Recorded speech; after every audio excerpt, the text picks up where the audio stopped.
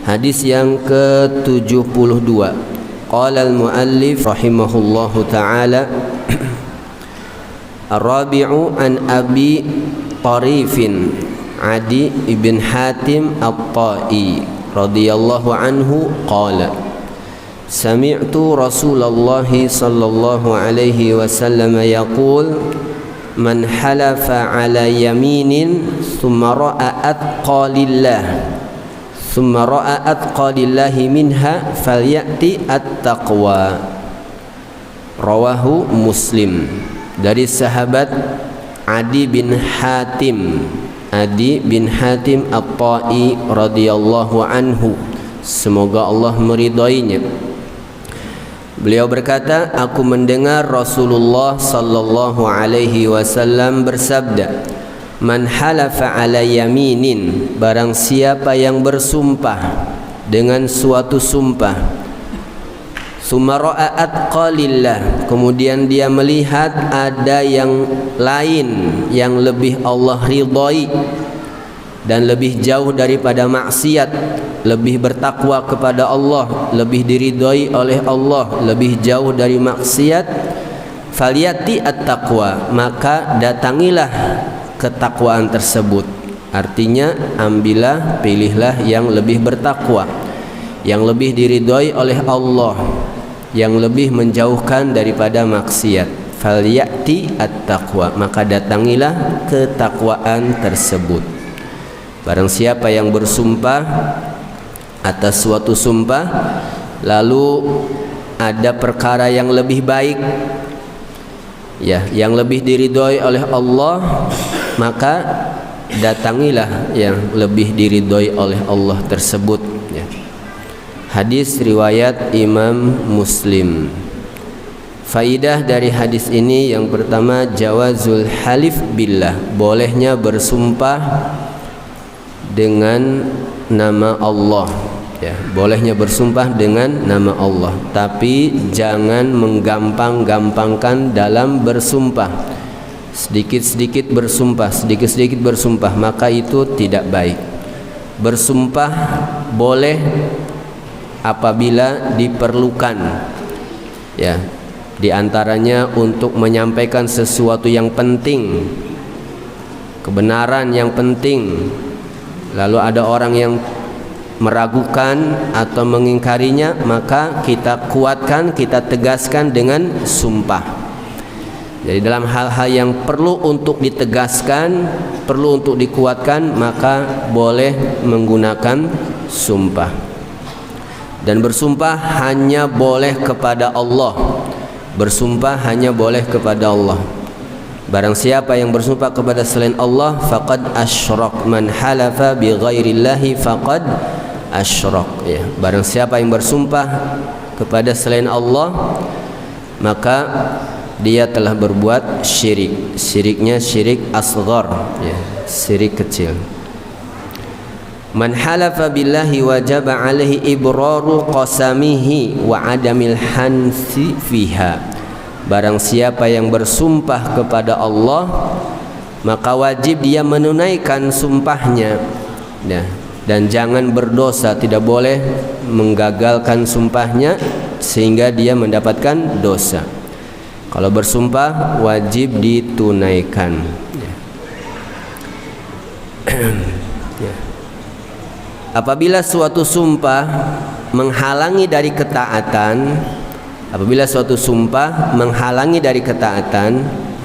atau, ya, membuat luput dari kebaikan yang banyak, yang lebih besar, ya, atau menyebabkan seseorang berbuat kemaksiatan, ya, bersumpah tapi sumpahnya menghalangi ketaatan, atau, ya, menjauhkan maslahat yang lebih besar, meninggalkan atau menjauhi maslahat yang lebih besar, atau bahkan menyebabkan perbuatan maksiat, fa'alal abdi an yukaffira an yaminihi, maka hendaklah dia menebus sumpahnya dengan kafaratul yamin, ya, sumpahnya dikafaratkan, dibatalkan lalu ditebus. Kafaratul yamin Fakafaratuhu it'amu asyarati masakin au kiswatuhum au tahriru raqabah. Apa kafarat sumpah? It'amu asyarati masakin, memberi makan 10 orang miskin. Au kiswatuhum, atau memberi pakaian kepada mereka 10 orang miskin. Ya, au tahriru raqabah, atau membebaskan budak. Ini kafarat yamin. Kafarat yamin sama dengan kafarat nazar. Ya, jadi kalau ada sumpah, ya, kemudian ada yang lebih baik, maka tinggalkan sumpah, lalu sumpahnya di kafarat, ya, ditebus. Atau orang bersumpah tapi menyebabkan perbuatan dosa, maka ditinggalkan sumpahnya, ya, dibatalkan sumpahnya, lalu dibayar kafaratnya.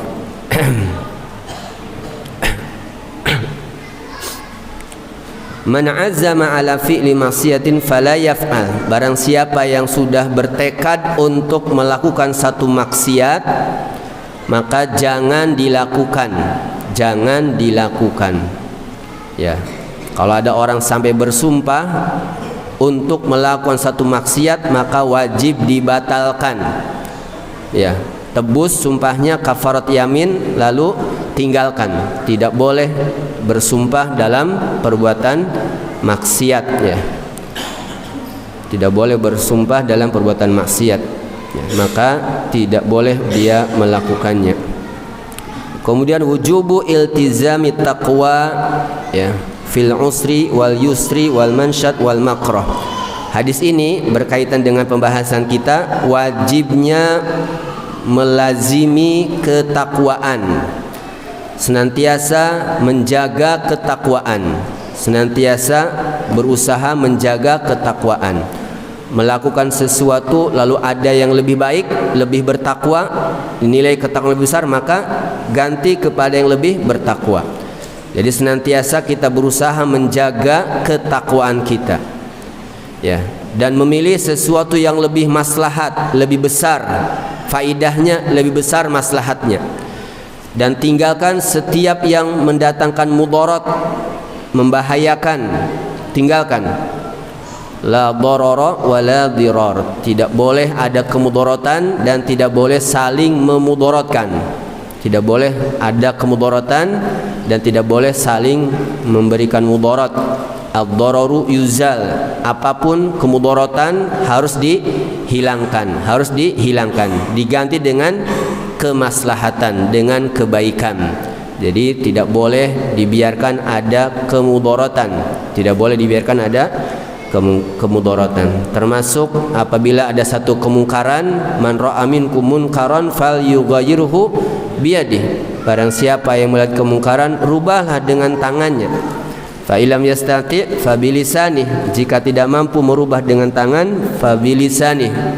Rubahlah dengan lisan, nasihat, mengingatkan. Fa ilam yastati' fa biqalbih. Kalau tidak mampu dengan lisan, keterbatasan ilmu, ya, keterbatasan kemampuan, ya, maka dirubah dengan apa? Dengan fa biqalbihi, dengan hatinya. Minimal kita mengingkari dengan hati, lalu kita meninggalkannya, menjauhinya. Ingkari dengan hati. Kalau kita tidak bisa merubah dengan tangan, dengan lisan, kita ingkari dengan hati dan kita tinggalkan. Wadzalika adhaful iman. Dan sikap seperti itu adalah selemah-lemahnya iman. Ya, jangan ridha dengan kemungkaran. Jangan ridha apalagi, ya, ikut berperan dalam kemungkaran tersebut, ya. Maka ingkari minimal dengan hati, lalu tinggalkan. Ya, lebih bagus lagi dengan lisan, lebih bagus lagi dengan tangan. Hadis berikutnya 73, al-khamis, hadis yang kelima dalam bab at-taqwa. An Abi Umamah Sudai ibni Ajlan al-Bahili, Abi Umamah al-Bahili radhiyallahu anhu, semoga Allah meridainya, ya, Abu Umamah al-Bahili. Beliau berkata, sami'tu Rasulullah sallallahu alaihi wasallam yakhtubu fi hajjatil wada', faqala ittaqullaha wa sallu khamsakum wa sumu syahrakum wa addu zakata amwalikum wa ati'u umara'akum tadkhulu jannata rabbikum. Rawahu Tirmidzi fi akhir kitab shalah wa qala haditsun hasanun sahih. Dari sahabat Abi Umamah Al-Bahili radhiyallahu anhu berkata, aku mendengar Rasulullah sallallahu alaihi wasallam berkhutbah pada haji wada. Haji wada. Ya, Rasul berhaji hanya satu kali dan hajinya beliau menjelang wafatnya beliau sehingga disebut dengan haji wada. Dan disyariatkan bagi pemimpin kaum muslimin, pemimpin haji ya, untuk memberikan khutbah ya. Khutbah ketika wukuf di Arafah, khutbah ketika di hari Nahar, hari ke-10, khutbah ketika ayyamut tasyrik. Adapun khutbah di hari 10, di hari 10 bukan khutbah Id ya, tapi yang dimaksud adalah khutbah min ajli at-ta'lim ya. Misalnya orang yang membawa rombongan haji perlu menyampaikan khutbah. Khutbah dalam arti taklim, pengajaran kepada jamaah haji tentang perkara-perkara yang perlu diketahui oleh mereka, khusus urusan haji, manasik haji, dan juga secara umum tentang urusan agama.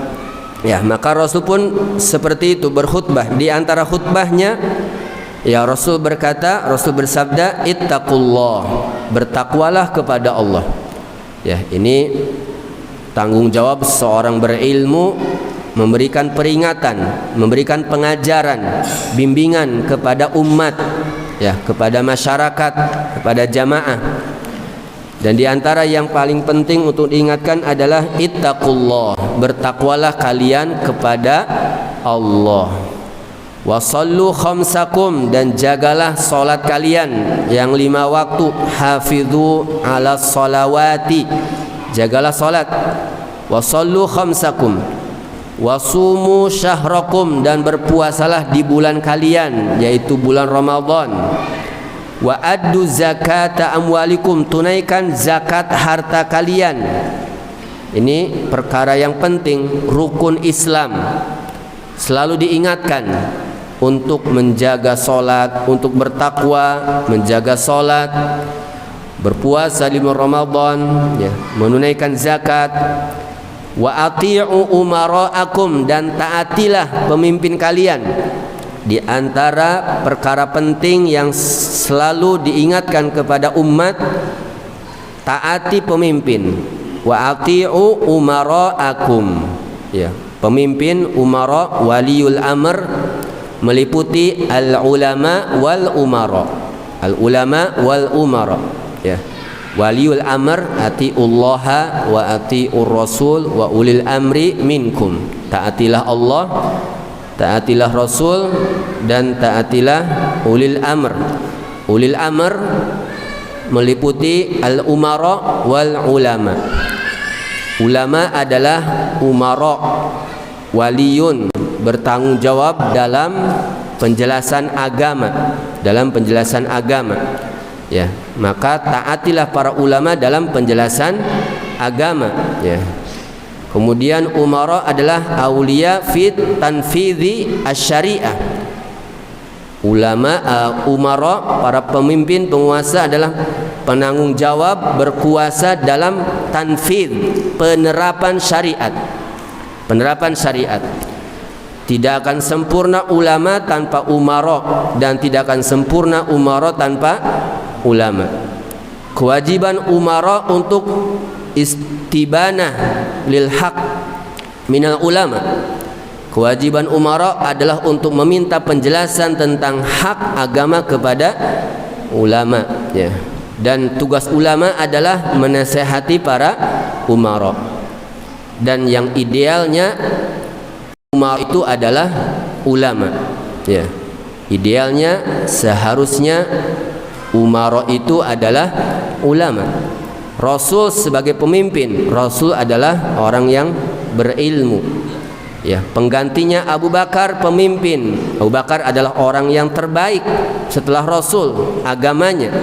Orang yang paling baik agamanya, orang yang paling paham agamanya.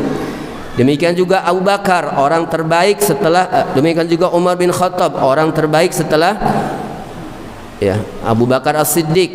Demikian juga Utsman bin Affan, demikian juga Ali, orang-orang yang berilmu. Ya, ini idealnya bahwa umara itu adalah al-ulama. Ya. Wa ati'u umara'akum tadkhulu jannata rabbikum. Maka jika kalian bertakwa kepada Allah, menjaga salat 5 waktu, berpuasa di bulan Ramadan, menunaikan zakat, taat kepada umara, tadkhulu jannata rabbikum, niscaya kalian akan memasuki surga Tuhan kalian, surga Allah Subhanahu wa taala. Ini nasihat yang sangat agung ya terhadap kaum muslimin. Hadis riwayat Tirmidzi ya fi akhir kitab shalah, di akhir kitab salat. Faidah dari hadis ini, wujubu iltizami arkanil Islam, wajib menjaga rukun Islam, wajib menjaga rukun Islam ya. Wajib menjaga rukun Islam, salat, puasa, zakat, haji. Wa taqwallah, dan juga wajibnya senantiasa menjaga ketakwaan kepada Allah. Ittaqullaha haqqa tuqatih, bertakwalah kepada Allah dengan sebenar-benarnya takwa ya. Faqad fazal muttaqun, pasti beruntunglah orang-orang yang bertakwa ya. Inna akramakum indallahi atqakum, orang yang paling mulia derajatnya di sisi Allah adalah orang yang paling bertakwa ya. Inna lil muttaqina mafaza, orang bertakwa akan mendapatkan ya fauz, kemenangan, kesuksesan ya. Kemudian juga wal istiqamah, wajibnya beristiqamah ya, menjaga salat, istiqamah di dalamnya ya, menjaga puasa, istiqamah dalam menjalankan ketaatan kepada Allah ya. Qul amantu billah tsumma istaqim, katakanlah aku beriman kepada Allah ya. Beriman kepada Allah konsekuensinya adalah mengamalkan perintah-perintahnya, meninggalkan larangannya. Tsumma istaqim, lalu istiqamahlah ya, istiqomah dalam menjalankan perintah-perintah Allah. Ini wasiat yang diberikan kepada Rasulullah ketika ada seorang sahabat yang meminta wasiat yang tidak perlu diminta kepada selain Rasulullah, maka Rasul wasiatkan dengan wasiat yang sangat agung ya.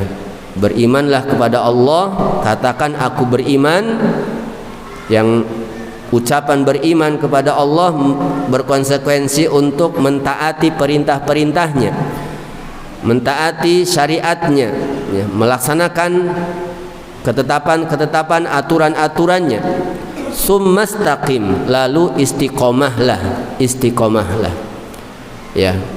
Wa'bud rabbaka hatta ya'tiyakal yaqin, dan beribadahlah kepada Rabbmu sampai datangnya al-yaqin, ay al-maut, sampai datangnya kematian. Terus beribadah. Wujubu ta'atil wulati wal hukam,